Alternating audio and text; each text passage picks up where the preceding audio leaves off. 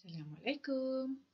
Okey, hari ini Bahasa Melayu tahun 4 kita akan belajar tema kemasyarakatan, unit 2, Perhatiannya Kita, tajuk Kisah Aku dan Datukku.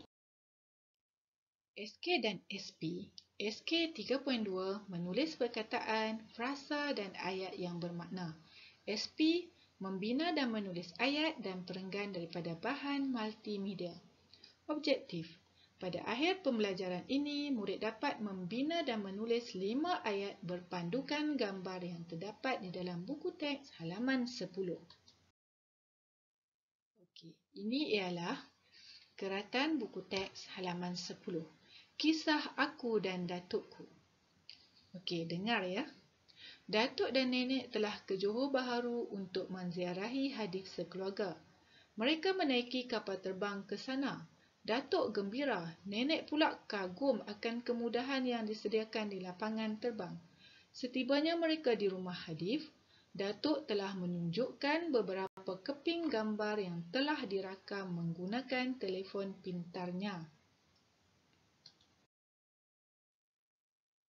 Okey, di dalam gambar tadi ataupun di dalam keratan petikan tadi mengisahkan tentang Datuk Hadif yang telah menaiki kapal terbang untuk ke rumah Hadif di Johor Bahru. Okey. Dalam keratan tersebut menunjukkan bahawa Datuk Hadif menerangkan atau menceritakan tentang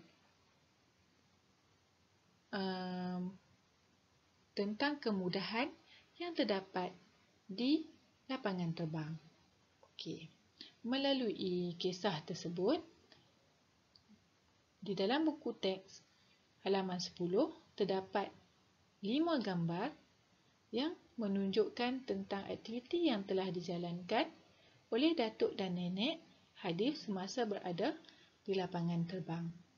Okey. Dalam halaman tersebut juga, murid diminta membina dan menulis ayat berdasarkan gambar dan frasa.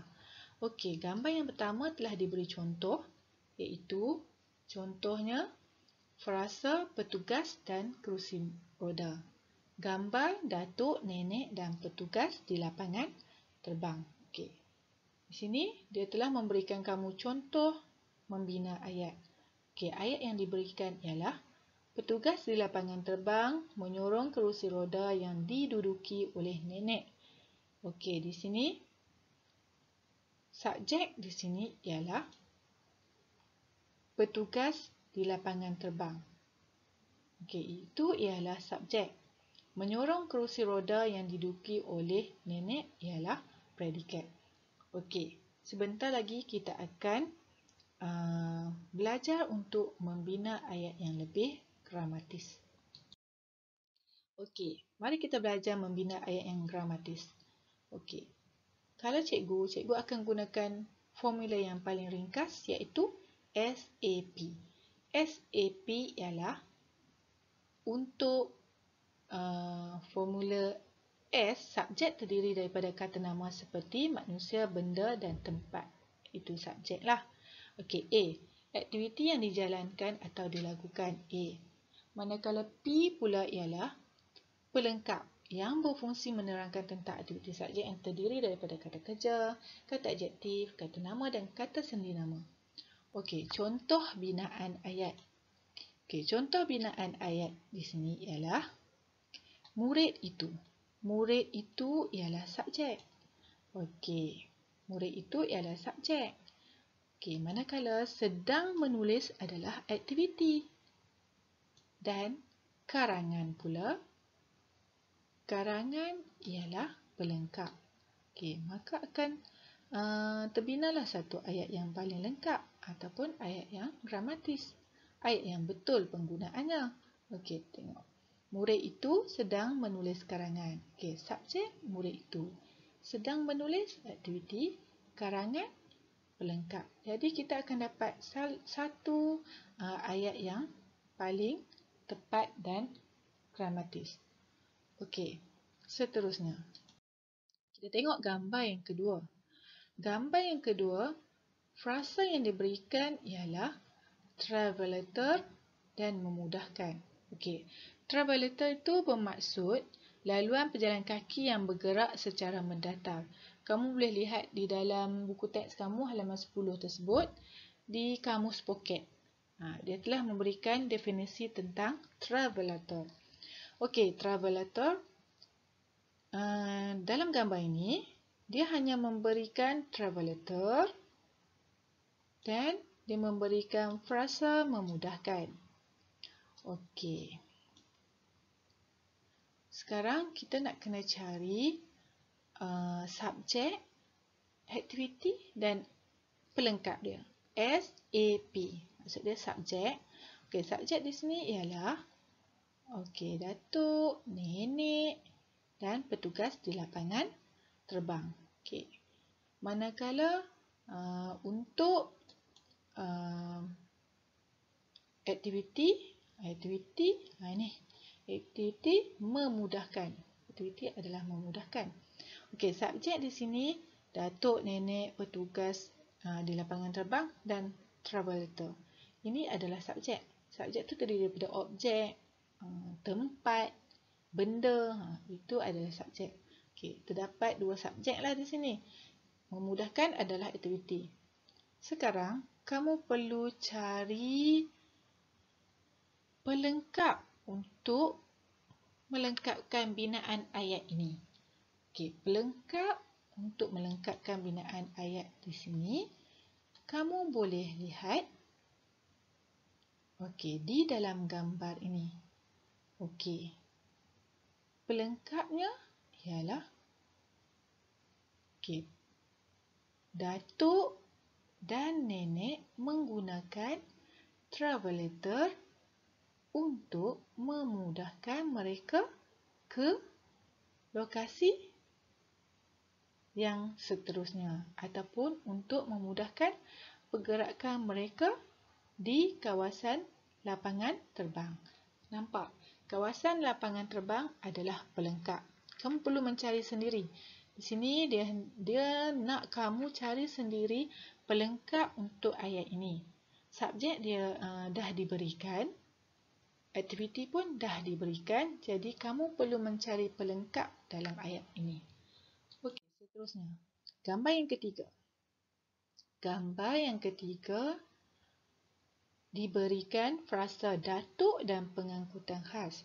Okey, di sini dah ada pun subjek. Okey, subjek datuk.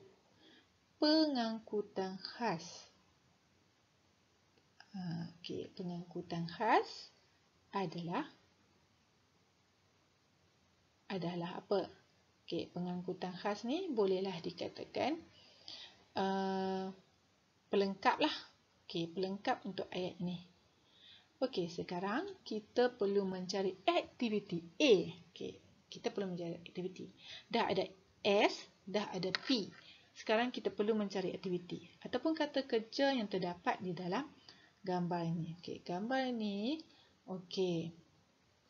kata kerjanya ialah apa ni? Datuk dan nenek apa ni di atas pengangkutan khas. Mereka buat apa kat atas pengangkutan khas ni? Okey, maksudnya menaiki pengangkutan khas untuk ke menaiki pengangkutan khas untuk ke tempat yang ditujui. Okey. Kamu perlu menambah pelengkap tersebut supaya menjadi satu ayat yang gramatis dan ayat yang betul dan tepat. Okey. Seterusnya, gambar keempat, gambar kelima. Gambar keempat, frasa yang diberikan ialah menolak laluan landai khas. Okey, subjek yang terdapat di dalam ini ialah, subjeknya ialah petugas di lapangan terbang. Okey. Sedang menolak. Okey, jadi menolak ini ialah aktiviti. A, aktiviti. Manakala laluan landai khas ini adalah pelengkapnya. Okey, jadi maka akan wujudlah SAP, subjek, aktiviti dan pelengkap. Okey. Seterusnya gambar yang keempat. Gambar keempat, subjek di sini ialah kereta. Okey, kereta. Dan di sini terdapat aktiviti meletakkan. Okey, dan seterusnya pelengkapnya adalah tempat letak kereta khas. Okey, bila kamu buat ayat, contohlah ayat cikgu beri. Okey. Pengguna meletakkan kereta di tempat letak kereta khas di parking lapangan terbang. Okey, itu adalah contoh ayat yang lengkap dan gramatis. Okey. Sekian, terima kasih.